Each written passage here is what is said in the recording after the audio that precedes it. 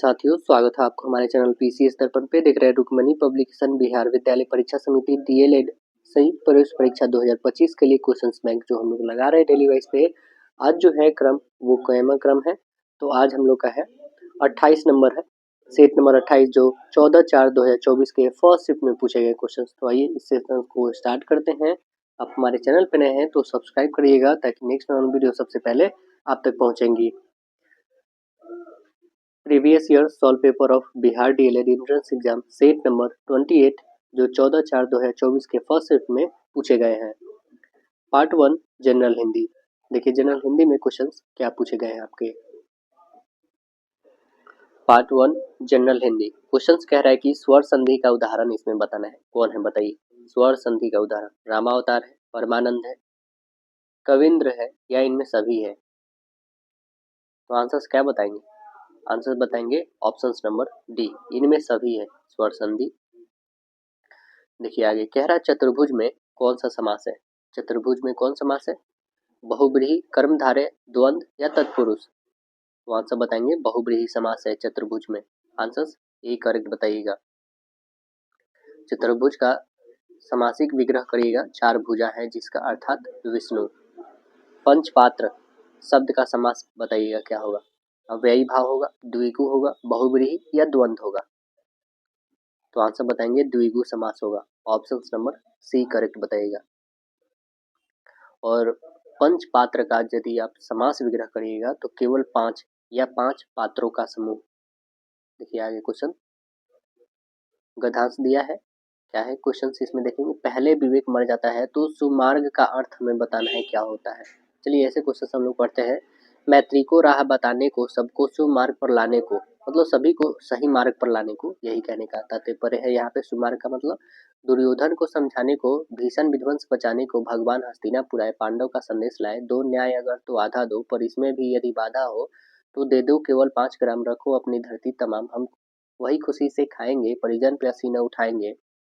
दुर्योधन वह भी दे न सका, आशीष समाज का ले न सका, उल्टे हरि को बांधने चला, जो था असाध्य साधने चला, जब नाश मनुष्य पर छाता है, पहले विवेक मर जाता है। सुमार्ग का अर्थ बताना है क्या होगा।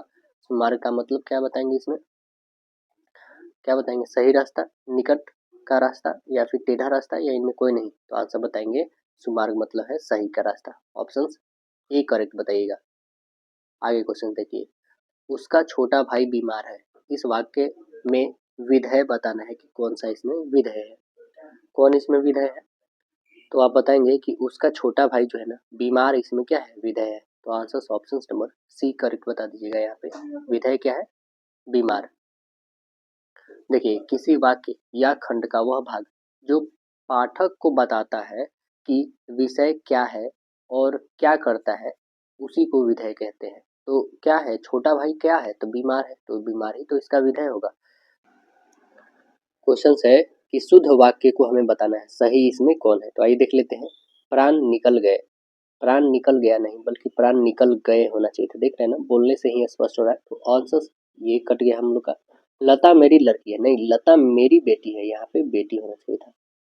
आगे देखेंगे, कह रहा है मुझे घर जाना है, तो मुझे घर जाना है यहाँ पे क्या है, ये बात सही है, मुझे घर जाना है यहाँ पे पूरे करेक्ट है। ऑप्शन सी होगा। वैसे देख लेते 4 नंबर क्या है। वह छत पर से गिर गया, होना क्या चाहिए था, वह छत से गिर गया, छत पर से नहीं, वह छत से गिर गया, ये होना चाहिए था। तो ये भी गलत है हम लोग का। ऑप्शन सी होगा। किस समास में उत्तर पद मतलब अंतिम पद प्रधान होता है, कौन से समास में। तो आंसर बताएंगे तत्पुरुष समास में। राइट आंसर ये बताएंगे इसमें तत्पुरुष समास में। आगे क्वेश्चन देखिए। आगे क्वेश्चन है क्या, कृष्ण का पर्यायवाची शब्द नहीं है। कौन नहीं है कृष्ण का पर्यायवाची शब्द, बताइए इसमें। कृष्ण का पर्यायवाची जो शब्द नहीं है, घनश्याम तो है, केशव भी है, मुरारी भी है, मदन नहीं है। तो ऑप्शन नंबर सी करेक्ट बता दीजिएगा। पौ फाटना मुहावरे का अर्थ क्या होगा। पौ फाटना, पौ फटना मुहावरे का अर्थ होता है कि प्रातः काल होना, है ना। आंसर क्या बताएंगे, प्रातः काल होना।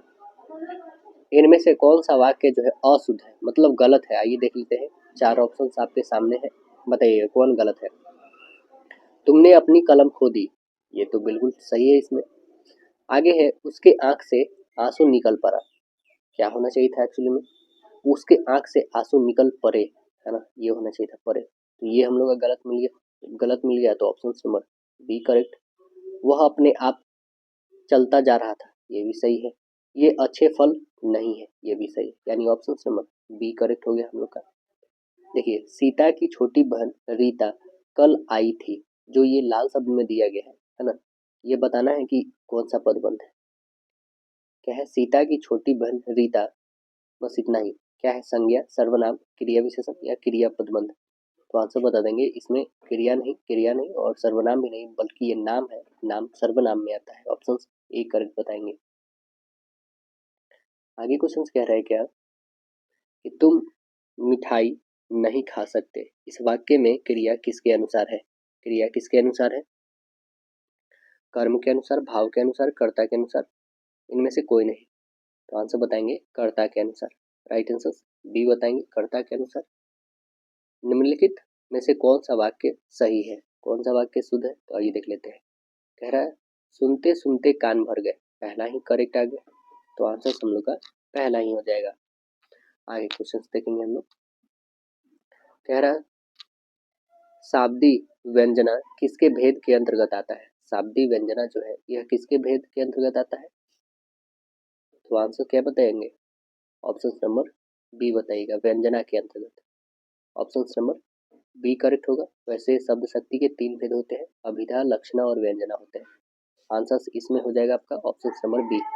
दुबला पतला लड़का को जब हमने दारा सिंह कहा तो वहाँ पे कौन सा शब्द शक्ति आया? दुबला पतला को दारा सिंह कहने का मतलब ताकतवर व्यक्ति कहा गया है, तो यहाँ पे कौन सा शब्द शक्ति आएगा? रस, अलंकार, अभिधा या व्यंजना। तो आंसर क्या बताएंगे? Option number D. इस पे तंग कसा जा रहा है, यानी ऑप्शन डी हो जाए, व्यंजना शब्द शक्ति होगा। अलंकार का शाब्दिक अर्थ क्या होता है? अलंकार का शाब्दिक अर्थ ही होता है आभूषण, श्रृंगार। ऑप्शन बी करेक्ट बताइएगा। देखिए आगे क्वेश्चन कह रहा है कि केकी रव की नुपुर ध्वनि सुन, जगती जगती की मुख प्यास, इस पंक्ति में कौन सा अलंकार है? कौन सा अलंकार है इसमें? तो इसमें अलंकार आप बता देंगे, ऑप्शन नंबर सी, यमक अलंकार है। कौन सा है? यमक अलंकार है। यमक अलंकार तब होता है जब किसी पंक्ति में एक ही शब्द 2 बार प्रयोग में किया जाए और दोनों का अर्थ क्या हो? अलग अलग हो। तो यहाँ पे आप देख रहे हैं जगती जगती दोनों एक ही शब्द है, दोनों का अलग अलग यहाँ पे मीनिंग है, इसलिए यमक अलंकार होगा ऑप्शन सी। बीती विभावरी जागरी, अंबर पनघट में डूबो रही, इसमें कौन सा अलंकार है? इसमें कौन सा अलंकार है? तो आंसर बता देंगे, इसमें रूपक अलंकार है। ऑप्शन नंबर सी करेक्ट बताएंगे, कौन है? रूपक अलंकार है। आगे क्वेश्चन देखेंगे।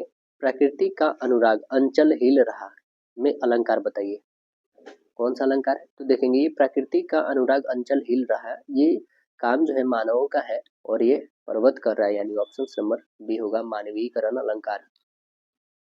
आगे देखेंगे। ले चला साथ में तुझे कनक, जो भिक्षुक लेकर स्वर्ण, इस पंक्ति में कौन सा अलंकार है? तो जैसे ज्यों, जनहु, मनहु, ये सब जहाँ वर्ड आ जाए तो आप कहाँ पे ले जाएंगे? उत्प्रेक्षा अलंकार के पास। तो ऑप्शन नंबर सी करेक्ट बताइएगा। देखिए आगे क्वेश्चन से क्या कह रहा है, ऐसे बता दे उत्प्रेक्षा अलंकार के लिए क्या क्या है? जनु, मनु, मानो, मनहु, मनहु, ये सभी आप वर्ड से पकड़ पाएंगे उत्प्रेक्षा अलंकार को। ज्यों ज्यों वृद्ध होत, त्यों त्यों स्वस्थ होत जात, ज्योति जगमग कंध भार, हिंद को सम्हारे है, इस पंक्ति में अलंकार बताइएगा, कौन सा अलंकार है इसमें? तो इसमें जैसे कि आप देख रहे हैं ज्यों ज्यों 2 है, इसमें तो उत्प्रेक्षा अलंकार का दिया ही नहीं ऑप्शन, नहीं तो ये उत्प्रेक्षा ये भी हो जाता है ना। तो यहाँ पे जो हो जाएगा आपका विरोधाभास अलंकार हो जाएगा, ऑप्शन ए करेक्ट बता देंगे। देखिए आगे क्वेश्चन है क्या, अनुस्वार युक्त वर्ण को क्या कहते हैं? अनुस्वार युक्त वर्ण को क्या कहते हैं? लघु, गुरु, प्लत, प्लुत या फिर इनमें से कोई नहीं। तो आंसर बताएंगे गुरु कहते हैं, ऑप्शन बी करेक्ट बताएंगे, गुरु। धनाक्षरी छंद है, धनाक्षरी छंद है, वर्णिक, अर्थ सममात्रिक, मात्रिक या सममात्रिक। तो आंसर बताएंगे ऑप्शन नंबर ए, वर्णिक। धनाक्षरी छंद जो है वर्णिक है। निम्नलिखित में से कौन काव्य का गुण नहीं है? कौन काव्य का गुण नहीं है? तो आंसर बताएंगे छंद गुण जो है इसमें काव्य का गुण नहीं है। ऑप्शन डी करेक्ट होंगे। अद्भुत रस में कौन सा स्थायी भाव है? अद्भुत रस में कौन सा स्थायी भाव है? तो अद्भुत रस में प्रेम है, शोक है, अनुराग या विस्मय? ऑप्शंस डी करेक्ट बताएंगे, विस्मय। राइट आंसर डी करेक्ट बता दीजिएगा।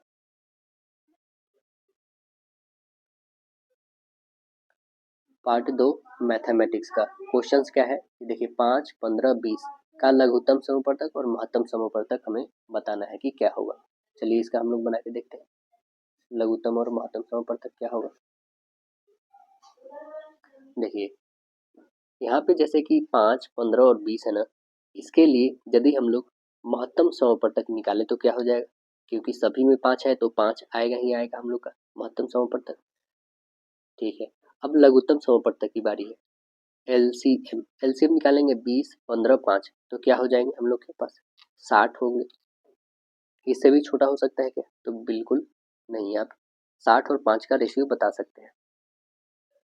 तो इसको काटेंगे हम लोग तो 12 टाइम्स में और 5 को एक टाइम में, 12 और 1 के रेशियो है क्या? तो यस, ऑप्शन नंबर आपके पास राइट आंसर डी बताइएगा। क्या हो जाएगा? ऑप्शन नंबर डी हो जाएगा, 12:1। आगे क्वेश्चन है क्या, धनात्मक विषम पूर्णांक होता है डैश जहाँ पे क्यू धनात्मक पूर्णांक है। कैसे इसे पहचानेंगे हम लोग? तो देखेंगे यह जो है 2q और +1 के रूप में हम लोग पहचानेंगे क्या कि यह एक धनात्मक पूर्णांक है। विषम हमें पहचानना है, इसलिए कोई भी अंक रखिए, सपोज करिए हम q के जगह पे 1 रखते हैं, q के जगह पे 1 तो 2 और 1 में मल्टीपल करेंगे तो 2 और +1 जोड़ेंगे 3। यदि यहाँ पे हम लोग 2 रखते हैं, 2 2 जब 4 1 5 विषम आ ही रहा है, तो इसलिए ऑप्शन नंबर आपका क्या होगा? Right answer option C correct होंगे। देखिए आगे 124 तथा 24 का महत्तम समूहपर्थक निकालना है, महत्तम HCF निकालना है। क्या हो जाएगा देखेंगे हम लोग, एक तो होगा नहीं क्योंकि बाद बाकी बहुत सारे हैं, और 2 यहाँ पे लेंगे नहीं। आइए 3 से देखते हैं, 3 से ये तो कटेगा लेकिन 3 से ये नहीं कटेगा, मतलब 3 होगा नहीं। ऑप्शन नंबर हम लोग का क्या बनेगा? Right answer D. ऐसे बता दीजिएगा। ऐसे 124 और 24 का निकालिएगा तो बहुत ही आसानी से निकल जाएगा। 24 का फैक्टर निकाल दीजिए और 124 का भी निकाल दीजिए, इसमें जो कॉमन आएगा उसको बता दीजिएगा। ऑप्शन नंबर आपका डी बनेगा। देखिए बहुपद के शून्यकों का गुणनफल क्या होगा यदि बहुपद ये हमारे पास है तब। तो आइए हम लोग बना के देखते हैं क्या होंगे। तो देखिए जब बहुपद हमारे पास दिए हो ना, तो शून्यकों का पहले हम लोग क्या निकालेंगे, शून्यकों का हम लोग का गुणनफल निकालना है। गुणनफल क्या होता है तो आप बताएंगे c/a होता है। तो c किसे कहेंगे हम लोग? तो आप देखेंगे c हम लोग कहेंगे किसको, यहाँ पे क्या क्या दिया हुआ a b c और d दिया हुआ है हम लोग का। जब ऐसा है ना तो ये होता है माइनस में d अपॉन होता है a, minus d upon a होता है। तो माइनस में d क्या है 6, 6 माइनस में है तो ये प्लस में हो जाएगा 6, a कितना है तो 1 है, मतलब आंसर हम लोग का प्लस में 6। राइट आंसर ए करके बता देंगे। देखिए आगे क्वेश्चन है क्या कि 2x plus B Y equal 8 है, ax माइनस 3y इक्वल -4 है का हल x इक्वल 1 है, y इक्वल 2 है, तब a और b का वैल्यू बता देना है कि क्या होगा। चलिए a और b का वैल्यू निकालते हैं हम लोग। x का वैल्यू 1 है तो ये 2 और x में गुना करेंगे तो उतना ही रह जाएगा 2, और ये है y की वैल्यू 2 तो यहाँ पे हो जाएंगे 2b। ठीक है, यहाँ पे हो जाएंगे 2 3 जा 6y, 2 3 जा 6 सीधे हो जाएगा 6। यहाँ पे 1 का मल्टीपल करेंगे तो a ही रह जाएगा। अब देखिए अब हमारे पास क्या बच गया 2, और यहाँ पे 2 जो है इधर जाके घट जाएगा तो कितने हो जाएंगे, यहाँ पे बताएंगे 2b इक्वल हो जाएगा 6, मतलब इसे काटिएगा तो b की वैल्यू 3 आ जाएगी। b की वैल्यू 3 इसमें भी है, ये तो काट दिए क्योंकि माइनस में नहीं है, इसमें भी है, यानी ऑप्शन नंबर या तो a या तो b अब आने वाला। चलिए अभी a की बारी है, यहाँ से देखेंगे तो a माइनस में 6 इक्वल में माइनस में 4 दिया हुआ है, तो a इक्वल क्या हो जाएगा, यह जाके प्लस में हो जाएगा, मतलब कि ये दोनों जुटेगा माइनस और ये प्लस तो माइनस में हमारे पास क्या हो जाएगा प्लस में 2 हो जाएगा। क्यों? बिकॉज 6 इधर जाएगा तो प्लस में हो जाएगा, प्लस वाली की वैल्यू ज़्यादा होगी तो a की वैल्यू प्लस में 2, a की वैल्यू प्लस में 2 और y की b की वैल्यू प्लस में 3।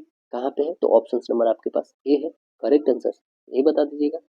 चलिए आगे क्वेश्चन, पहला समीकरण निकाय दिया हुआ है x प्लस 2y इक्वल 4 है, 2x प्लस 4y इक्वल 12 है का ग्राफिक निरूपण किस प्रकार के सरल रेखा होंगी ये हमें बताना है। किस प्रकार के होंगे, चलिए यहाँ पे हम लोग देखते हैं कि ये किस प्रकार के ग्राफिक्स होंगे इनका।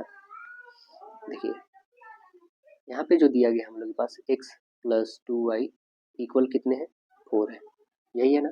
इसे हम लोग लिखेंगे क्या कि x प्लस 2y माइनस में 4 इक्वल 0 हम लोग लिखें, जिसमें a1 आपको पता है, b1 पता है और c1 पता है ना।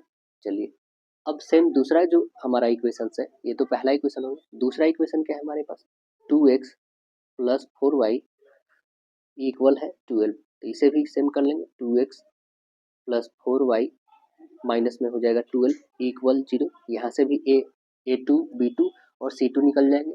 अब देखिए जब ये निकल गए हैं तो हमें क्या बताना है, a1 की वैल्यू रखिए a1 अपॉन a2 इक्वल रखेंगे हम लोग b1 अपॉन b2 इक्वल रखेंगे c1 अपॉन c2, यही रखेंगे। चलिए सभी का वैल्यू रखते हैं हम लोग, देखते हैं क्या ऐसा इक्वल आ रहा है। a1 की वैल्यू क्या है 1, a2 की वैल्यू क्या है 2 इक्वल b1 का वैल्यू क्या है 2, b2 का वैल्यू क्या है 4 इक्वल c1 की वैल्यू क्या है माइनस में 4 और c2 का माइनस में 12, माइनस माइनस कटेगा 4 से काटेंगे 3 टाइम में, ये काटेंगे 2 टाइम में। मतलब आप देखें कि a1 upon a2 b1 upon b2 equal है, बट ये जो है c1 upon c2 doesn't equal. तो हम लोग के पास जो कंडीशंस बना उसे क्या कहेंगे, यह समीकरण जो ग्राफिक निरूपित होगी ये कैसी होगी, समानांतर रेखा होगी, क्योंकि मात्र a और b वाला ही इक्वल हो रहा है, c वाला तो नहीं, तो इसलिए ये समानांतर होगी। ऑप्शन नंबर कौन से हो जाएंगे, राइट आंसर बी करेक्ट होंगे, समानांतर रेखा होंगी। यदि 4 sine square theta minus 4 sine theta plus 1 equal 0, तो थीटा का मान अंशों में बताना है कि कितना होगा। तो चलिए इसे सॉल्व करते हैं, कितना होगा देखते हैं। कह रहा है 4 साइन स्क्वायर, 4 साइन स्क्वायर यहाँ पे लिखेंगे 4 साइन स्क्वायर थीटा माइनस में 4 साइन थीटा और प्लस में 1 इक्वल हो जाएंगे 0। इसे आगे सॉल्व करेंगे हम लोग, तो 4 साइन स्क्वायर माइनस में हो जाएगा हमारे पास 2 साइन और माइनस में लिखेंगे 2 साइन और प्लस में 1 इक्वल 0 ना, तो लिखेंगे हम लोग। नेक्स्ट इसमें 2 कॉमन कर लेंगे, यदि हम लोग तो 2 साइन थीटा को कॉमन करते हैं तो बचेंगे यहाँ पे हमारे पास 2 साइन थीटा माइनस में 1 बचेगा। यहाँ पे कॉमन कर लेते हैं हम लोग क्या, माइनस में 1, तो बचेगा हम लोग के पास 2 साइन थीटा और माइनस में 1 इक्वल 0 रहेगा। यहाँ से हमारे पास क्या क्या निकले 2 साइन थीटा माइनस 1 और एक बचा यहाँ पे 2 साइन थीटा माइनस 1, यही ना बचा, दोनों इक्वल में 0 है। अब देखिए यहाँ पे लिखेंगे 2 साइन थीटा माइनस 1 इक्वल 0 हो जाएगा, तो यहाँ पे लिखेंगे हम लोग साइन थीटा इक्वल हो जाएगा 1/2 हो जाएगा। अब बताइए साइन थीटा में 1/2 किसके वैल्यू के बराबर होता है, तो आप बता देंगे साइन 30 के वैल्यू के बराबर होता है। मतलब हमारे पास लिखेंगे कि साइन इक्वल होगा साइन 30 डिग्री, तो ये साइन से साइन कैंसिल, मतलब ये थीटा की वैल्यू कितना आ गया हमारा 30 डिग्री, वही तो बतानी थी हमें। तो आंसर क्या बता देंगे, ऑप्शन नंबर बी बताइएगा 30 डिग्री। देखिए आगे क्वेश्चन कह रहा है कि किन मानों के लिए समीकरण ax square plus bx plus c equal 0 के द्विघात समीकरण होंगे। तो आंसर्स क्या बनाएंगे, चलिए इसको देखते हैं हम लोग, किन मानों के लिए होंगे x square plus bx plus c द्विघात समीकरण होंगे। तो आंसर बता देंगे ऑप्शन नंबर सी होंगे, ए के सभी मान्य क्या हो शून्य को छोड़कर। तो राइट आंसर हम लोग का क्या बन जाएंगे, ऑप्शन सी करेक्ट होंगे। तो यह द्विघात समीकरण का सामान्य रूप है। देखिए आगे कह रहा है कि यदि द्विघात समीकरण x square minus 4x plus 4 equal 0 का मूल्य y हो, तो 8 के पावर y का मान हमें ज्ञात करना है कि क्या होगा। चलिए यहीं पे हम लोग ज्ञात कर लेते हैं, क्या है हमारे पास, जो भी है लिखेंगे हम लोग एक्स स्क्वायर माइनस में है 4x और प्लस में है 4, प्लस में 4 इक्वल 0 है। अब इसका हम लोग फैक्टर निकालेंगे तो कितने हो जाएंगे, ये लिखेंगे एक्स स्क्वायर 4 को कितने फैक्टर में तोड़े, तो -2 और -2 और -2 करेंगे तो 4 हो जाएगा, 2 2 में मल्टीपल करेंगे तभी 4 आएगा, प्लस 4 इक्वल 0। इसमें कॉमन करेंगे हम लोग x को तो बचेगा x माइनस 2, और इसमें कॉमन करते हैं हम लोग 2 को तो बचेगा x माइनस 2 इक्वल 0। एक बचा x माइनस 2 और दूसरा बचा ये भी x माइनस 2 ही इक्वल 0। मतलब x की वैल्यू कितना आ गया हमारे पास 2, यहाँ पे भी x की वैल्यू हम 2 ही बताएंगे। अब जब हमारे पास x की वैल्यू 2 आ चुकी है तो x कहने का तात्पर्य क्या है कि हमारा जो मूल आया है वो y है, मतलब ये जो वैल्यू आया है ये 2 आ गया, y की जगह पे क्या आ गया 2, तो 8 के पावर 2 रखेंगे मतलब कितने हो जाएंगे 16। ऑप्शन नंबर ए करेक्ट बता देंगे। 8 के पावर स्क्वायर में 16 थोड़े होंगे, 8 और 8 में गुना करेंगे हम लोग, 2 बार लिखना है ना, तो 8 और 8 में 64 होंगे ना। ऑप्शन नंबर सी होंगे दोस्तों, ए नहीं, right answer option number C. 8 का होल स्क्वायर मतलब 64। देखिए आगे क्वेश्चन कह रहा है एक व्यक्ति 10 रुपये वाले शेयर्स को 1500 रुपये पूंजी लागत लगाता है। जब उसका मूल्य 12 रुपया 30 पैसा होता है तो वह उसे बेच देता है, तो उसका लाभ बताना है। 10 रुपये था तो वैसे करके वो 1500 लगा कर को शेयर खरीदता है, और जब 12 रुपया 30 पैसा हो जाता है वैल्यू उस शेयर का, एक शेयर का, तो वो बेच देता है, तो उसको लाभ कितना रुपया होता है ये हमें बताना है। तो देखिए कैसे सॉल्व करेंगे हम लोग। टोटल पूंजी लगाता है कितना है 1500 रुपया, 1500 रुपया लगाता है और कितने 10 रुपये पर शेयर है, इसको हम लोग काटेंगे, मतलब वो शेयर्स कितने खरीदा था 150 शेयर्स को खरीदा था। जब 150 शेयर्स को खरीदा था बेचेगा इतना ही शेयर्स को, तो ये 150 शेयर्स को बेचने के लिए हम लोग गुणा कर देंगे कितने कि 12.30 में से हम लोग हटा देंगे 10, तो जो बचेगा वही ना रिमाइंडर रहेगा, उससे गुणा करेंगे तो वो लाभ आ जाएगा, मतलब 150 और गुन्ने हम लोग कर देंगे 12.30 को 10 घटाएंगे तो हमारे पास बचेगा 2.30। अब इस डेसिमल को हटाइए, 2 जीरो आ जाएंगे, 1 2 1 2। अब 23 गुने 15 करेंगे तो कितने हो जाएंगे 345, यानी हमारे पास कितना आ गया 345 हमारे पास अमाउंट आ गया। ऑप्शन नंबर कौन से हो, right answer option number B correct बताएंगे 345 है। किसी संपत्ति की कीमत जो है 5 लाख तथा प्रति वर्ष 10% की दर से उसका अवमूलन, कहने का मतलब हाथ से मतलब घट रहा है, तो कितने समय में उसकी कीमत जो है 3,64,500 हो जाएगी। तो चलिए इसे सॉल्व करते हैं। पहले स्टार्टिंग में उसका था 5 लाख रुपए, 10% के रेट से हर साल क्या हो अवमूलन मतलब घट रहा है। देखिए इसका सूत्र होता है कि मूलधन गुने ए प्लस हम लोग लिखते थे, बस यहाँ पे माइनस लिखना है, क्यों क्योंकि ये घट रहा है, अपॉन में आर अपॉन 100 के पावर हो जाएंगे समय टाइम इक्वल हम लोग ए लिखते हैं, बस यही रहेगा, बस यहाँ पे प्लस था तो माइनस यहाँ पे रखना और कुछ नहीं, बाद बाकी सब कुछ सेम है। पी कितना है 5 लाख रुपए है, 5 लाख है, 1 माइनस रेट कितना है 10/100 होगा, समय कितने हैं, समय ही तो हमें निकालना है, अमाउंट हमारे पास दिए हैं कितने हो जाते हैं 3,64,500, यहाँ पे 3,64,500 हम लोग लिख लेंगे। अब देखिए इसे सॉल्व करेंगे तो ये जो 5 लाख है उधर जाके बटा में आ जाएगा, तो हम लोग लिखेंगे 10 से काटेंगे तो ये कितने हो जाएंगे, 10 में से एक घटेगा तो 9, 9/10। अब ये इधर लिखेंगे 364500 के पावर में हो जाएगा, अपॉन में हो जाएगा 5 लाख, ठीक है, यहाँ पे टी रहेगा। अब हमें 9 और 10 के रेशियो में करना है, 2 जीरो से 2 जीरो काटिए। चलिए अब इसको काटते हैं हम लोग 5 से, तो 5 से काटेंगे तो ये हो जाएगा आपके पास 1000, ऊपर में काटेंगे तो 729 हो जाएगा। 729 जो होता है ना दोस्तों 9 का क्यूब होता है, तो 9 बट्टे ये 10 के पावर में हो गए 3 टाइम्स में, यहाँ पे 9 बट्टे ये भी 10 आ जाएंगे कि पावर टी है, तो अब देखेंगे 9/10 9/10 कटेगा मतलब टी कितना आ गया 3 साल, तो हमारा आंसर क्या बन जाएंगे, ऑप्शन नंबर बताइए, राइट आंसर ऑप्शन ए बताएंगे 3 वर्ष। देखिए आगे क्वेश्चन है क्या, यदि पी रेखाखंड ए बी को के और 1 के रेशियो में विभाजित करती है तो पी बिंदु के निर्देशांक क्या होगा यदि ए बिंदु दिया हुआ है और बी बिंदु दिया हुआ है। तो कैसे बनाएंगे, देखिए इसके लिए फॉर्मूला जो हम लोग लिखेंगे दोस्तों, इसका फॉर्मूला ही होता है, तो वो फॉर्मूला का क्या नाम है, फॉर्मूला का नाम है mx2 प्लस हो जाएगा nx1 अपॉन में हो जाएगा m+n होगा। दूसरा क्या लिखेंगे हम लोग my2 और प्लस हो जाएगा ny1 अपॉन होता है m+n, यही ना होता है फॉर्मूला। तो वहाँ पे बस हम लोग m के जगह पे k रखना है, तो k रख दीजिए यहाँ पे k x2 और प्लस यहाँ पे हो जाएगा हमारा x1 अपॉन हो जाएगा k+1, और दूसरा के क्या लिखेंगे ky2 और प्लस हो जाएगा y1 अपॉन क्या लिखेंगे हम लोग k+1। देखिए कौन सा है ऑप्शन नंबर, तो आप देख रहे होंगे कि इसमें कोई नहीं है, यानी ऑप्शन नंबर हम लोग का डी करेक्ट हो जाएगा, इसमें कोई नहीं है, राइट आंसर हम लोग का डी बता दीजिएगा। देखिए आगे क्वेश्चन है हम लोग का क्या,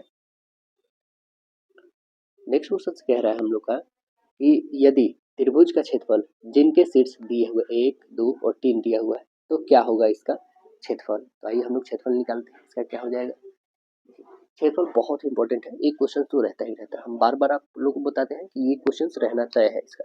तो फॉर्मूला इसका यदि याद रहेगा तो आप बहुत ही आसानी से बना पाइएगा। देखिए फॉर्मूला क्या है, इसको बार बार लिखिए आप ताकि आपको याद ही हो जाए।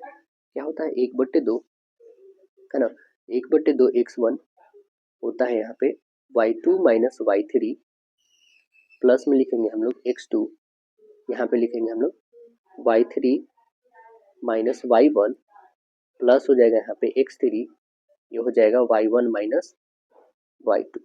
बस ये फॉर्मूला है ना। चलिए हम लोग सभी का वैल्यू रखते हैं यहाँ पे, आप समझ जाते हैं कि x1 क्या है। x1 जो सबसे पहले है, x2 ये है और x3 ये है, y1 ये है, y2 ये है और y3 ये है ना। चलिए बस यहाँ पे रखेंगे 1/2, इसका वैल्यू रखते चलेंगे हम लोग। इसका वैल्यू 3 है, 3 में से 6 घटा दीजिए। x2 का वैल्यू कितना है, तो x2 का वैल्यू बताएंगे माइनस में 4 है, तो यहाँ पे हम लोग माइनस लिख सकते हैं सीधे, माइनस में 4 और ये मल्टीपल कर 6 माइनस 4 और प्लस x3 का वैल्यू है 8, तो ये घटाएंगे 4 में से 3। चलिए इसे आगे सॉल्व करेंगे हम लोग तो कितने हो जाएंगे 1/2 हो जाएगा और इसमें से हम लोग घटा देंगे -9, माइनस में 8 और प्लस में 8, ये हो जाएगा ना। अब देखिए माइनस प्लस तो कैंसिल हो जाएगा हम लोग का, बच कितना जाएगा 1/2 माइनस में 9, 1/2 माइनस में 9, ये काटेंगे तो हम लोग पास कितने हो जाएंगे, ऐसे बता देंगे कि 9/2 हो जाएगा, वही नहीं तो माइनस में है क्या ऑप्शन नंबर 9/2, तो यस है ऑप्शन नंबर आपका ए है करेक्ट राइट आंसर, ये बता दीजिएगा। चलिए आगे क्वेश्चन हम लोग देखेंगे। इनमें से किसका विस्तार अनंत है, इनमें से किसका विस्तार जो है अनंत है, बताइए किसका है, तो रेखा और समतल का। आंसर सी बताएंगे। कह रहा है 7 सेंटीमीटर त्रिज्या वाले एक वृत्त में एक चाप केंद्र 30 डिग्री का कोण आंतरित है, तो इसकी लंबाई बताना है कि कितना हो। देखिए वृत्त की त्रिज्या 7 है, आंतरिक कोण 30 डिग्री है, तो चाप की लंबाई हमें बताना है कि कितना होगा। चाप की लंबाई कैसे निकालेंगे, यहाँ पे बताते हैं आपको। चाप की लंबाई का फॉर्मूला जो होता है दोस्तों, ये होता है 2πr इंटू होता है θ/360, ये होता है फॉर्मूला, ठीक है। अब देखिए थीटा आपके पास दिया हुआ 30 डिग्री, देखेंगे यहाँ पे लिखेंगे 2, पाई का वैल्यू होता है 22/7, आर दिया हुआ हम लोग के पास 7, थीटा की वैल्यू दिया हुआ है 30 डिग्री बटे में 360, ये 0 से 0 काटेंगे, 3 से काटेंगे 12 टाइम में कटेगा, 2 से काटेंगे 6 टाइम में कटेगा, 2 से 3 टाइम में, 2 से 11 टाइम में, 7 से 7 कटेगा, मतलब कितने आ गए 11/3। तो 11/3 है क्या ऑप्शन नंबर में, तो यस ऑप्शन नंबर आपके दिख रहेंगे, ऑप्शन बी ही दिख रहे हैं 11/3। भाई ऑप्शन नंबर हम लोग का क्या बन जाएगा 11/3 राइट बी करेक्ट। दिए गए चित्र में हमें x का वैल्यू बताना है कि क्या हो, जब ये 2x और ये x और इसका मतलब तो आपको पता होगा कितना होता है, इसका मतलब होता है 90 डिग्री। जब ये 90 डिग्री और ये तीनों को ऐड करेंगे तो लिखेंगे हम लोग 2x प्लस x और प्लस 90 डिग्री इक्वल कितने हो जाएंगे दोस्त, तो 180 डिग्री। अब बताएंगे 2 और 1 कितने हो जाएंगे 3x, 90 जाके उधर घटेगा मतलब कितने हो जाएंगे 90, 3 से काटेंगे तो कितने टाइम में 30 टाइम में, यानी x की वैल्यू कितनी आ जाएगी, आप बताएंगे 30 डिग्री। जब x की वैल्यू हमारा 30 डिग्री आ गया तो हमें x की वैल्यू बतानी थी, ऑप्शन नंबर डी बता देंगे। देखिए आगे क्वेश्चन कह रहा है आधार त्रिज्या r ऊंचाई h वाले बेलन का आयतन, फॉर्मूला बस बताना है आपको। आयतन क्या होता है πr²h, कहाँ पे है πr²h, तो ऑप्शन नंबर आपके पास बी करेक्ट है। 2πrh इसका तो वक्रपृष्ठ क्षेत्रफल होता है, 1/3 πr²h ये शंकु का आयतन होता है, 2πr × r + h ये तो बेलन का क्या होता है कुल पृष्ठीय क्षेत्रफल होता है, ठीक है। चलिए आगे देखेंगे कि एक बेलनाकार गुब्बारे की त्रिज्या 8 सेंटीमीटर से बढ़कर 12 हो जाती है, तो दोनों स्थिति में गुब्बारे के पृष्ठीय क्षेत्रफल का अनुपात हमें बताना है कि क्या होगा। चलिए इसे सॉल्व करते हैं हम लोग, फिर से एक बार रीड कर लेते हैं क्वेश्चन हम लोग कि एक गुब्बारे की त्रिज्या 8 से कितना हो जाता है 12, मतलब 4 बढ़ जाता है दोनों स्थिति में। अच्छा मतलब एक जो गुब्बारा है 8 है, दूसरा जो है 12 है, तो उसका पृष्ठीय क्षेत्रफल हमें बताना है। आइए सॉल्व करते हैं हम लोग, कितने हो जाएंगे। गोले का पृष्ठीय क्षेत्रफल होता है क्या है 4πr² होता है,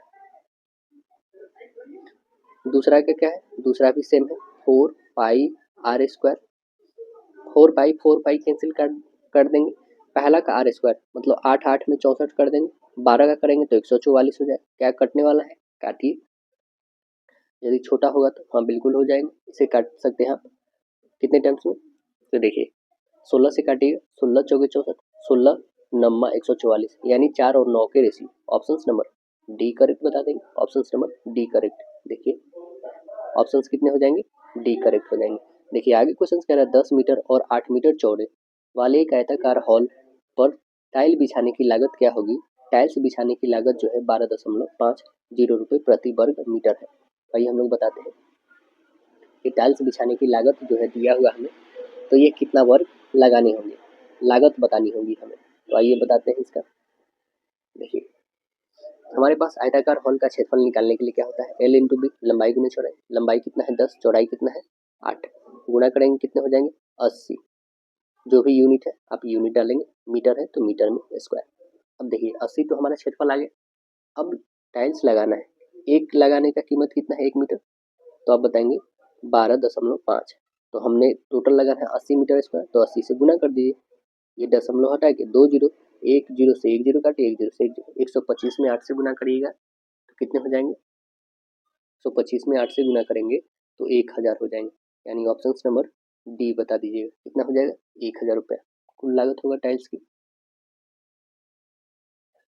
ऑप्शन नंबर डी कह रहा है यदि A B C D E का माध्य 28 है, मतलब 5 संख्याओं का माध्य 28 दिया हुआ, तो ए सी ई का माध्य दिया हुआ 24, तो हमें बी तथा डी का माध्य बता देना है कि कितना होगा। इसे सॉल्व करते हैं हम।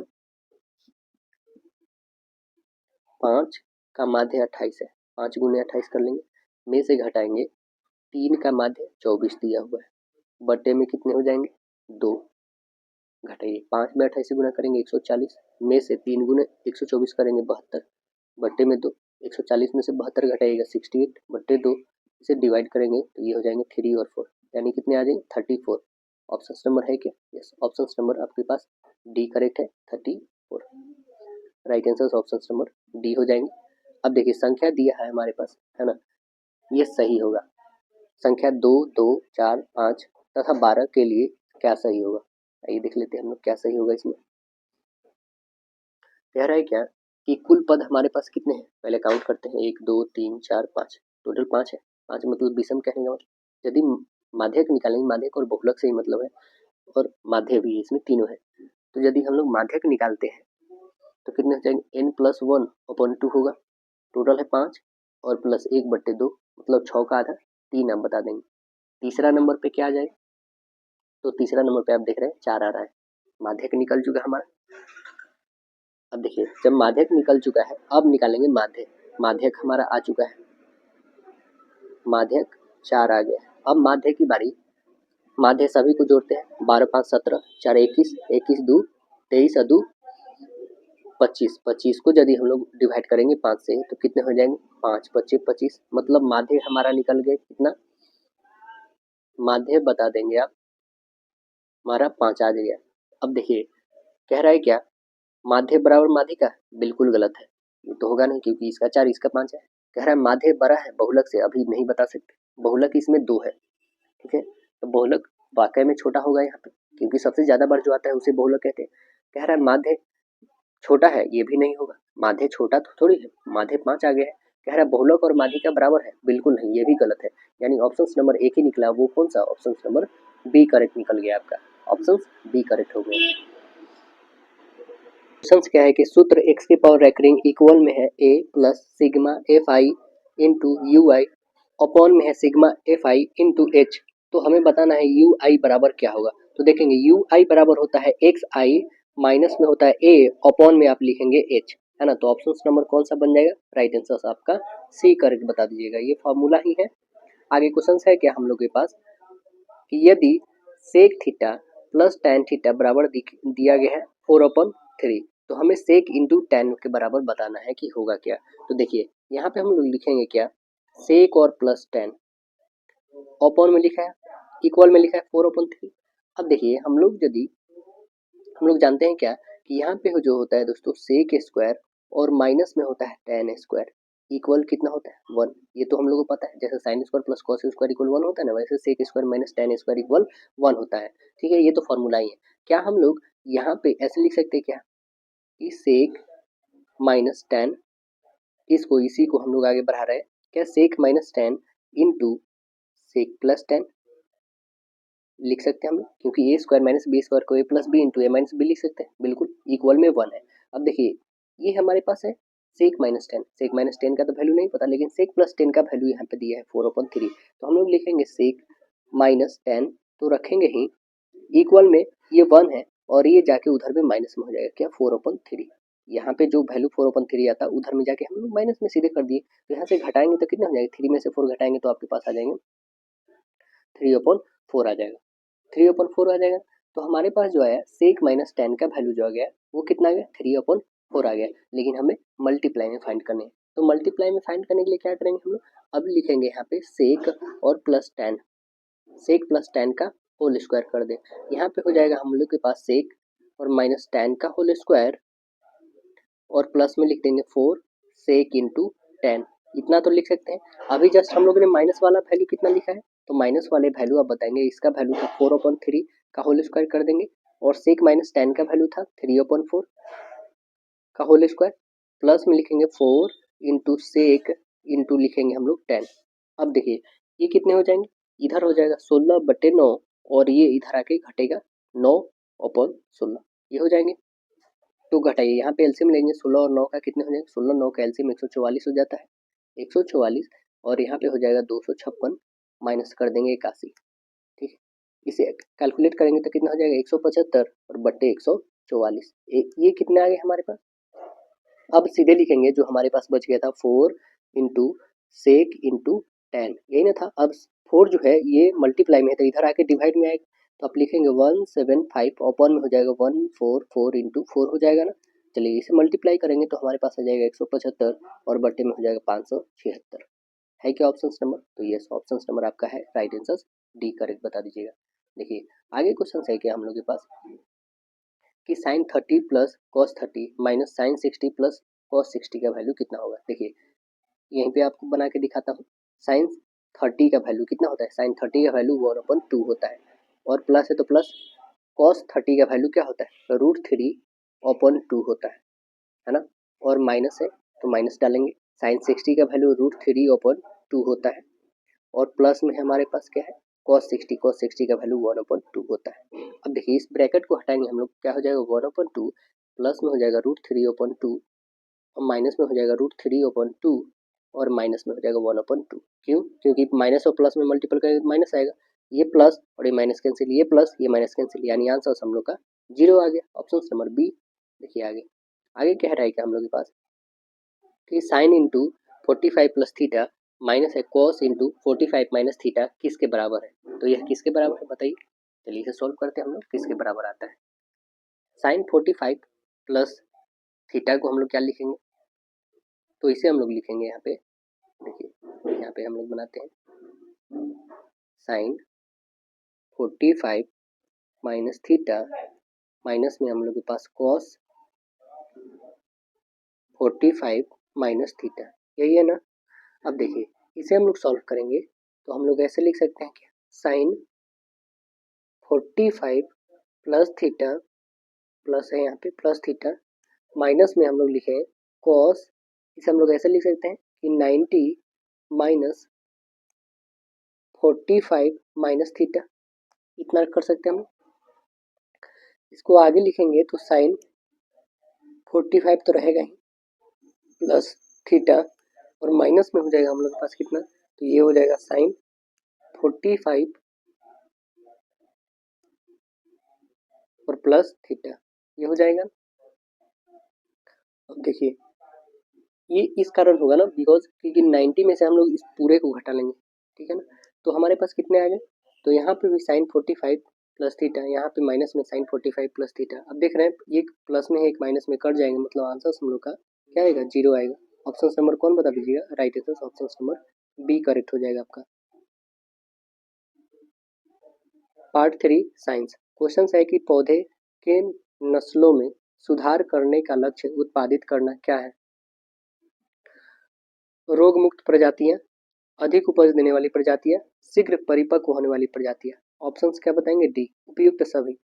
रासायनिक प्रतिक्रिया में AQ प्रतीक क्या दर्शाता है, क्या दिखाता है? तो आंसर बताएंगे AQ जो दिखाता है जलीय विलयन को दिखाता है। क्या दिखाता है? जलीय विलयन को दिखाता है AQ। आंसर ए करेक्ट बता दीजिएगा।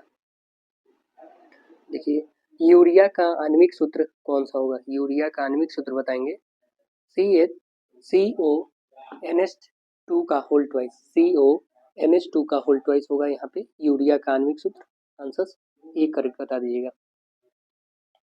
आगे क्वेश्चन कह रहा है 1990 के दशक में वैज्ञानिकों ने पदार्थ के कितने अवस्थाओं को ढूंढा था? कितने अवस्थाओं को ढूंढा था? तो आंसर बताएंगे 5 अवस्था को। आंसर सी करेक्ट बताएंगे। 5 अवस्था कौन? ठोस, द्रव, गैस, प्लाज्मा और Bose Einstein condensate. Kingdom Monera में शामिल कौन है? किंगडम मोनेरा में शामिल कौन है? तो किंगडम मोनेरा में शामिल जो है बैक्टीरिया है। कौन है? बैक्टीरिया। आंसर ए करेक्ट बता दीजिएगा। देखिए आगे क्वेश्चन कह रहा है क्या माइटोकॉन्ड्रिया किसका स्थल है? माइटोकॉन्ड्रिया किसका स्थल है? तो आंसर बताएंगे माइटोकॉन्ड्रिया स्थल है एरोबिक श्वसन का। एरोबिक श्वसन का है। आंसर डी करेक्ट बताएंगे। एरोबिक श्वसन का है। जल प्रदूषण को मापने के लिए कौन सा परीक्षण किया जाता है? कौन सा परीक्षण किया जाता है? तो आंसर बताएंगे जैविक ऑक्सीजन मांग का परीक्षण किया जाता है। आंसर ए करेक्ट बताएंगे। जैविक रासायनिक ऑक्सीजन की मांग किया जाता है। प्राकृतिक पर्यावरण में क्या सम्मिलित है? प्राकृतिक पर्यावरण में क्या सम्मिलित है? तो आंसर बताएंगे दोनों, जैवीय और अजैवीय दोनों सम्मिलित है। आंसर सी होगा। मेंडल ने अपने अध्ययन के लिए निम्नलिखित में से किस क्षण का चयन किए थे? कौन से क्षण का चयन किए थे? तो आंसर बता देंगे तने की लंबाई, फूल की स्थिति, फूल का रंग, बीज का आकार, फली का रंग, बीज का रंग। ऑप्शन नंबर डी करेक्ट बताएंगे सभी का। ऑप्शन डी होंगे। इनमें से कौन सी स्थिति सत्य और संभव है? कौन सी स्थिति संभव और सत्य है? तो देखते हैं। पहला कह रहा है यदि किसी पिंड का वेग शून्य हो तो त्वरण गैर शून्य भी हो सकता है। बात तो पहला ही सत्य होगा और संभव भी है। तो आंसर ए करेक्ट बता देंगे।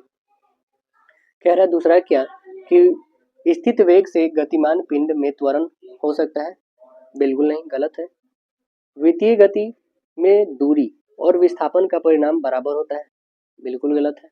उपयुक्त सभी नहीं। आंसर्स क्या बनेंगे? राइट आंसर्स ए करेक्ट बताइएगा। देखिए आगे क्वेश्चंस क्या है हम लोग के पास। जब कोई वस्तु मुक्त रूप से पृथ्वी पर गिरती है तब उसकी कुल ऊर्जा क्या होती है? कुल ऊर्जा जो होती है उसकी अपवर्तित रहती है। क्या बताएंगे? आंसर ए अपवर्तित रहती है। घनत्व सूत्र डैश के द्वारा दिया जाता है। किसके द्वारा दिया जाता है? तो आंसर बताएंगे घनत्व बराबर होता है द्रव्यमान बटे आयतन। डेंसिटी बराबर आप बताएंगे मास अपॉन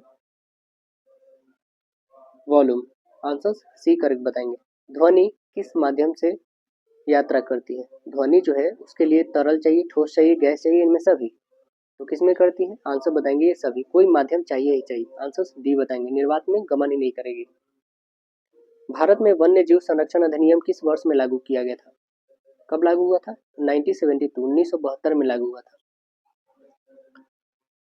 आगे क्वेश्चन है क्या लंदन स्मॉग का निर्माण होता है? लंदन स्मॉग का निर्माण होता है कब होता है? तो आंसर बता देंगे सर्दी के सुबह के समय में होता है।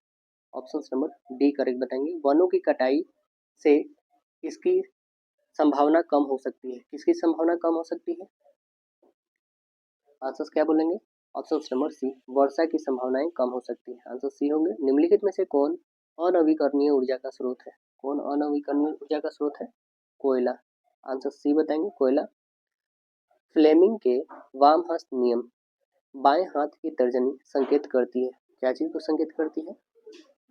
तो आंसर बताएंगे चुंबकीय क्षेत्र की दिशा को संकेत करती है। ऑप्शन बी करेक्ट बताएंगे चुंबकीय क्षेत्र की दिशा को संकेत करती है। 1 मीटर के स्केल पर 0 से 2 एम्पियर के बीच 20 विभाग है तो इसका अल्पतमांक क्या होगा? क्या होगा अल्पतमांक? 2/10। इसे काटेंगे तो 1/10 यानी कितना होंगे 0.1 एम्पियर। ऑप्शन नंबर क्या बताएंगे? राइट आंसर ऑप्शन ए बता दीजिएगा। ओजोन परत किस हानिकारक विकिरण से पृथ्वी को सुरक्षा प्रदान करती है? तो आंसर क्या बताएंगे? ऑप्शन नंबर सी, परावैंगनी विकिरण को। राइट आंसर सी बताएंगे। पार्ट 4 सोशल स्टडीज में देखिए क्वेश्चन कह रहा है कि नाजी पार्टी का प्रतीक चिन्ह क्या था?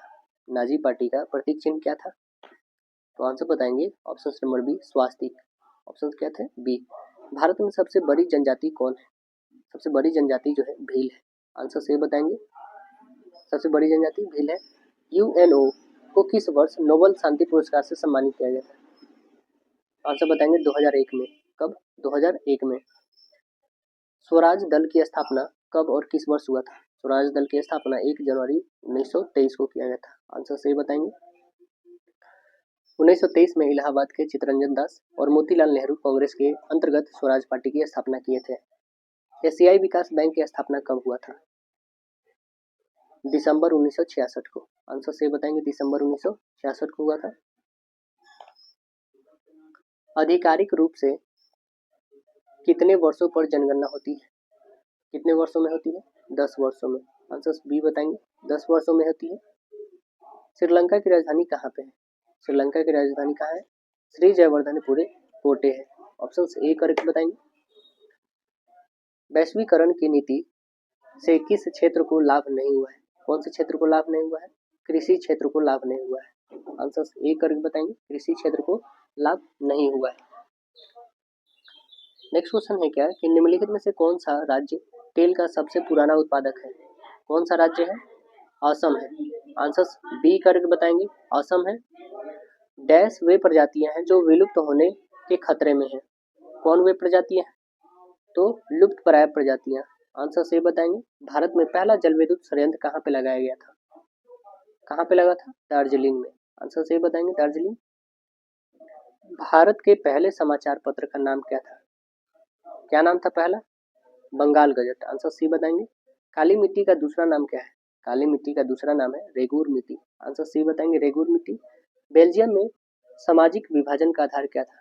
सामाजिक विभाजन का आधार था भाषा। आंसर सी बताएंगे। भाषा। चुनावी स्पर्धा से लाभ होता है। चुनावी स्पर्धा से क्या लाभ होता है? आंसर बताएंगे जनमत निर्माण में। आंसर बी बताएंगे। जनमत निर्माण में। भारत में राज्य स्तर पर कानून एवं व्यवस्था बनाए रखने के लिए कौन सी संस्था जिम्मेदार है? कौन सी संस्था जिम्मेदार है? तो राज्य सरकार जिम्मेदार है। आंसर डी बताएंगे। राज्य सरकार। भारतीय संविधान नागरिकों को कितने प्रकार के मौलिक अधिकार प्रदान करता है? आंसर बताएंगे 6 प्रकार के। और 6 प्रकार कौन कौन है? समानता का अधिकार। कौन कौन से आर्टिकल में आता है? 14 से 18 के बीच में समानता का अधिकार। फिर आता है स्वतंत्रता का अधिकार 19 से लेकर के 22 में। फिर शोषण के विरुद्ध अधिकार 23 से लेकर 24 में। फिर आता है आपका धर्म की स्वतंत्रता, यह 25 से 28 में है। 25 से 28 में धर्म की स्वतंत्रता। संस्कृति और शिक्षा संबंधी अधिकार यह 29-30 में है। और संवैधानिक उपचार 32 में है। संवैधानिक उपचार 32 में है आपका। आंसर बी बताइए। सी करेक्ट होगा। विधायिका, कार्यपालिका और न्यायपालिका के बीच सत्ता का बुद्धिमानीपूर्ण बंटवारा डैश के डिजाइन के लिए बहुत महत्वपूर्ण है। किसके लिए बहुत महत्वपूर्ण है? लोकतंत्र के लिए। आंसर सही बताएंगे। लोकतंत्र की उपलब्धियों में सबसे अधिक सहायक क्या है? सबसे अधिक सहायक है विकास। आंसर सी बताएंगे। विकास होगा। देखिए, डैश अधिनियम एक ऐसा कानून का अच्छा उदाहरण है जो लोगों को यह पता लगाने का अधिकार देता है कि सरकार में क्या हो रहा है और लोकतंत्र के प्रहरी के रूप में कार्य करते हैं। तो आंसर्स क्या बताएंगे? ऑप्शन नंबर बताएंगे। सूचना का अधिकार में पता चलता है। राइट आंसर डी होंगे। सूचना का अधिकार। सूचना का अधिकार अधिनियम 2005 भारत सरकार का एक अधिनियम है जिसे नागरिक को सूचना का अधिकार उपलब्ध कराने के लिए लागू किया गया। देखिए,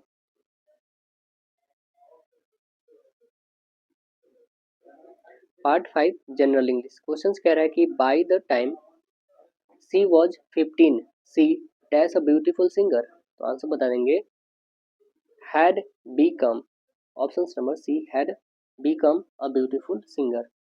विच tense is use to express persons habitual और रेगुलर एक्टिविटीज। किसमें यूज करते हैं बताएंगे? तो आंसर बताएंगे यह प्रेजेंट इंडेफिनिट टेंस में यूज करते हैं। आंसर सी होंगे। Select the most appropriate option to change the sentence from direct speech to indirect narration बनाते हैं। Rita said I had a headache yesterday। तो आंसर क्या बताएंगे? Rita told that I had a headache the coming day, यहाँ पे हो जाएगा coming नहीं, डे बिफोर होंगे ना यहाँ पे। यस्टरडे का क्या हो जाता है, तो डे बिफोर हो जाता है, यस्टरडे का डे बिफोर होगा, यहाँ पे सी होगा, सी हैड डे बिफोर होगा, ऑप्शन नंबर डी होगा, बल्कि कमिंग डे नहीं होगा दोस्तों। यस्टरडे का चेंज हो जाता है डे बिफोर में, नेक्स्ट डे तो टुमारो का होता है। आंसर हम लोग का ऑप्शन नंबर डी करेक्ट बताइएगा। देखिए, select the most appropriate option to change the sentence from direct speech to indirect. फिर से नरेशन एक और क्वेश्चन कह रहा है क्या कि how many apples have you eaten today, mother asked. तो देखिए, माँ पूछ रही है कि मतलब तुम कितने खा सकते हो एप्पल को, है ना। तो क्या हो रहा है यहाँ पे, mother asked that how many apples that day dash that day. तो आंसर क्या बताएंगे, आंसर बताएंगे I had eaten that day, I had eaten that day. Option number A correct होंगे। Take out the non finite verbs हमें बताने हैं। देखिए, non finite verbs इसमें कौन से हैं, कह रहा है कि we could not help laughing at the incident. कौन सा है इसमें नॉन फाइनाइट, तो नॉन फाइनाइट लाफिंग है, आंसर सी बताएंगे। Take out the non finite verb, he stopped advising others, इसमें कौन है नॉन फाइनाइट, तो आंसर बताएंगे नॉन फाइनाइट इसमें है एडवाइजिंग, ऑप्शन सी करेक्ट होंगे। Next question, a sentence has been given an active voice out of 4 alternative given below, select the one which best express the same sentence in a passive voice। let him complete the work, let him complete the work। Answers क्या बताएंगे, answer बताएंगे let the work be completed by him। Answers होंगे option number A correct.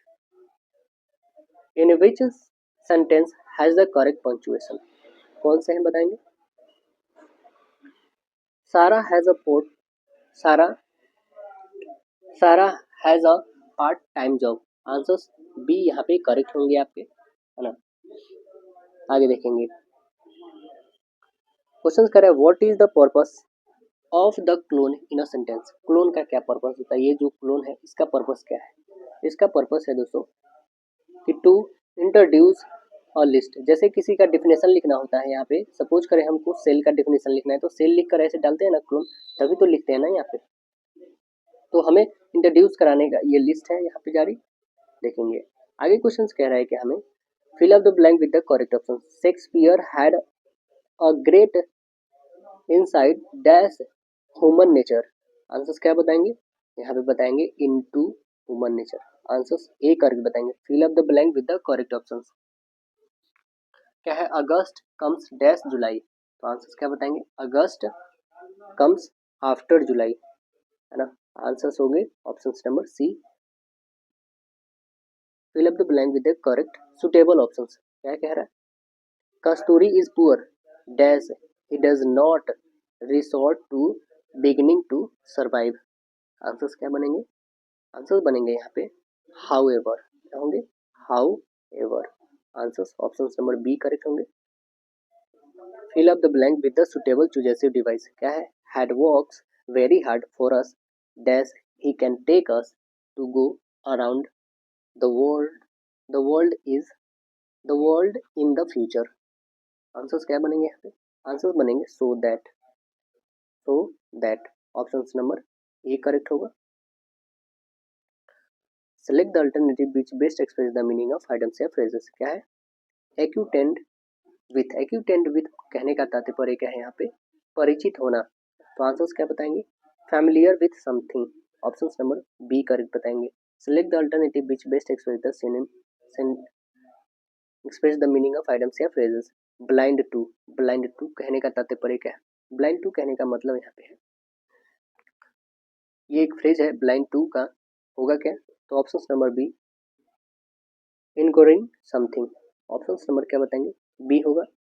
Ignoring मतलब ignore करना, blind कहने का मतलब यहाँ पे, है ना, अनदेखा करना। ऑप्शन बी कर बता देंगे। Select the alternative which best express the meaning of items या phrases. Give over, give over कहने का क्या मतलब है, गिव ओवर कहने का मतलब not to do any longer, मतलब कुछ भी मतलब ज़्यादा समय तक नहीं देना। ऑप्शन नंबर ए करेक्ट बताएंगे, ज़्यादा समय तक नहीं रुकना।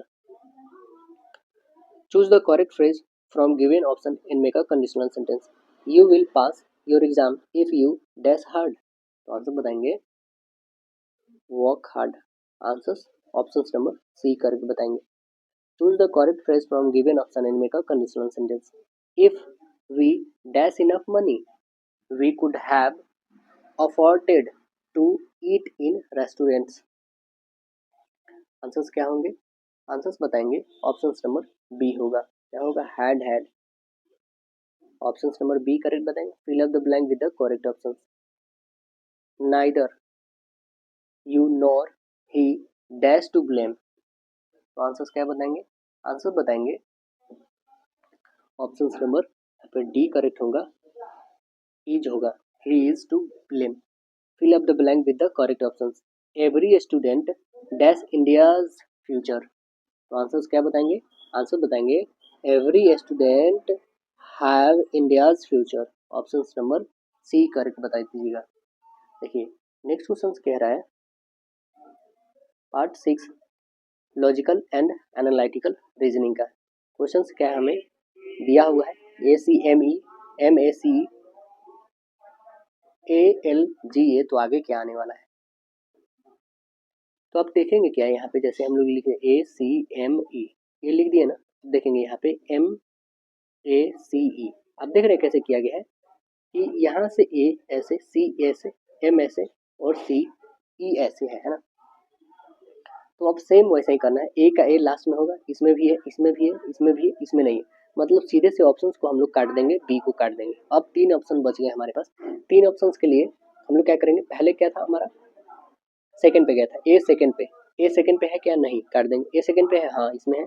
A सेकंड पे, इसमें भी। फिर L पहला पे, L इसमें पहला पे। ऑप्शन नंबर डी दिख रहा है, ये G नहीं। ऑप्शन नंबर डी करेक्ट होंगे। देखिए आगे कह रहा है क्या, यदि किसी भाषा में ऐसे लिखा गया है ना, तो ये लिखा जाता है, इसी में इसको ये लिखा जाता है, तो हमें रामा का बताना है कि क्या होगा। इसका रामा का बताना है। देखेंगे रामा का क्या हो जाएगा। रामा इज गर्ल ये लिखा जाता है ना, और इसको लिखा जाता है वी आर गर्ल। अब देखेंगे यहाँ पे गर्ल और इसमें भी गर्ल, दोनों में गर्ल। गर्ल गर्ल से क्या मिल रहा है? तो आप बताएंगे क्या? इसमें SI के है, इसमें भी SI के है, काट देंगे SI के। अब देखेंगे इसमें PI के बच गए और VI के, इसमें TI के और NI के बच गए। तो आप देखेंगे कि सबसे लास्ट जो थी हम लोग की SI के कट गई।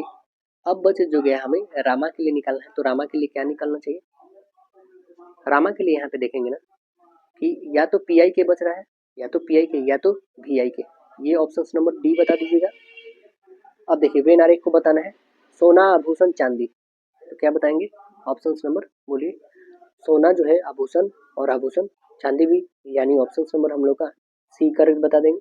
ऑप्शन नंबर सी हो जाएगा। क्वेश्चन क्या है कि वर्णमाला में बाएं से 7वें तथा दाएं से 8वें, बाएं से 7वें कौन है? जी।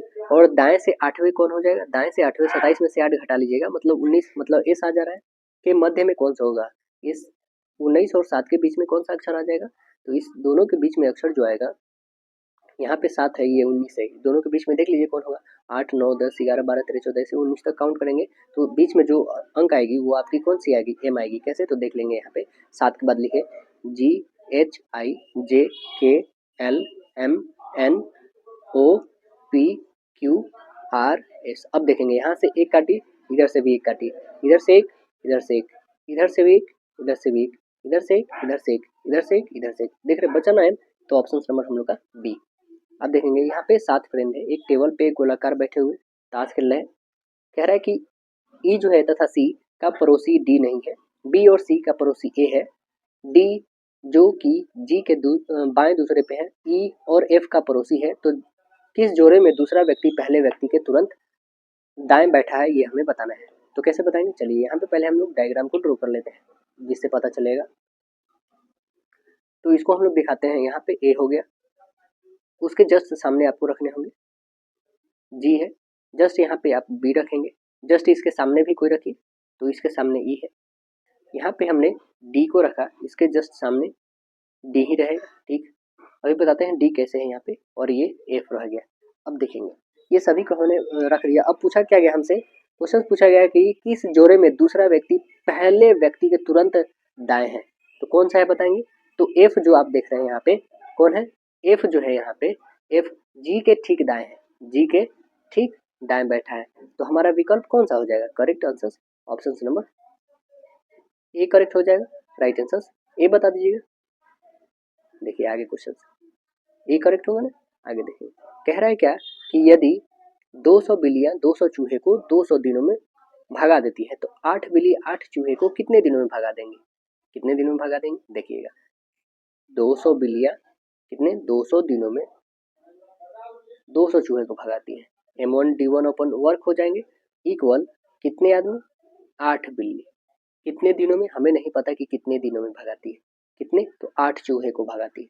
ये आप काटेंगे 200 से 200 कैंसिल, ये क्या 8 से कटेगा, 8 से 8 कैंसिल, मतलब कितना दिन लग रहा है उसको 200 दिन ही लगेंगे। ऑप्शन नंबर डी करेक्ट बता दीजिएगा। देखिए आगे कौन सी संख्या प्रश्नवाचक स्थान पे आने वाली है ये हमें बताना है, कौन सी आएगी बताइए। 1 8 27, तो 1 का क्यूब 2 का क्यूब 3 का क्यूब, ये 2 का क्यूब है ये 3 का क्यूब है ना। तो यहाँ 4 का क्यूब कितने 64, यानी ऑप्शन नंबर बी करेक्ट बता दीजिएगा। देखिए आगे कह रहा है पैटर्न को ध्यान देना है, आगे क्या आना है वो बताना है। देखिए 42 में से 2 40, 40 में से 2 38, 38 में से 3 35, 35 में से 2 इसमें से भी 2 इसमें से 3 तो इसमें से भी 2 फिर 2, मतलब यहाँ पे 26 और 24। देखिए है क्या option number, yes option number आपका सी करेक्ट। कह रहा है रवि 39 छात्रों की कक्षा में सुमित से 7 रैंक आगे है, यदि सुमित का रैंक अंतिम से 17वां है तो रवि का शुरू से रैंक क्या हो जाएगा। टोटल है 39 छात्र जिसमें सुमित का अंतिम से कितना है, सुमित का अंतिम से 17वां है लास्ट से, रवि का अंतिम से कितना हो जाएगा तो आप बता देंगे 17 और प्लस 7 यानी 24वां। रवि का शुरू से कितना हो जाएगा तो 39 में से हम लोग कितना घटा देंगे 24 और प्लस 1 तो कितने हो जाएंगे हमारे पास टोटल 16वां, यानी ऑप्शन नंबर सी करेक्ट बता दीजिएगा। लुप्त संख्या को हमें पता लगाना है क्या हो, 4 के बाद 18, 48 तो आगे क्या फिर 180 आ गया है।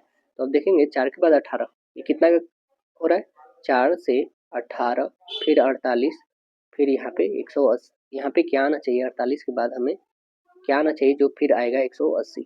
अब देखेंगे 4 से 18 कितना का तो 14 का डिफरेंस रहा, यहाँ पे कितना का डिफरेंस 30 का डिफरेंस रहा, फिर यहाँ से कितना का डिफरेंस हमें नहीं पता, फिर यहाँ से कितना का वो भी नहीं पता। अब देखेंगे 14 और 30 के बीच का डिफरेंस 16 है, ठीक है। फिर यहाँ से भी जो डिफरेंस आना चाहिए ना वो 4, मतलब इससे ज़्यादा 6 ज़्यादा, 6 कितने यानी 22 का डिफरेंस, यानी कितने होंगे यहाँ पे 52 का डिफरेंस होगा 52 का, तो यहाँ पे कितने होने चाहिए 100 होने चाहिए, तभी तो बताएंगे। ऑप्शन नंबर बी करेक्ट बता देंगे। और यहाँ पे कितना का तो 80 का डिफरेंट आ रहा है, मतलब यहाँ पे देखेंगे तो ये 28 का डिफरेंट आ रहा है। 16 और 22 में देखेंगे तो 6 का, इसमें भी देखेंगे तो सभी में 6 का ही, 22 और 28 में तो 6 का डिफरेंस आ गया ना, तो इस कारण ऑप्शन नंबर बी करेक्ट बनेगा। शायद दोस्तों वीडियो पसंद आएगा, फिर मिलते हैं नेक्स्ट सेशन में, जब तक के लिए धन्यवाद।